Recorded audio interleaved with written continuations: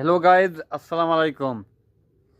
আমি জানেন বাপ্পি সবার মনের মানুষ। এই আইডি নতুন খুলিতি পেজ, আপনার সবাই অন্তত জানেন। সবাই আমার পাশে থাকবেন ইনশাল্লাহ। আমি এই আশাটা করি, কারণ আমি ভালো ভালো ভিডিও ট্রাই করব, আপনারা দেখবেন শুধু।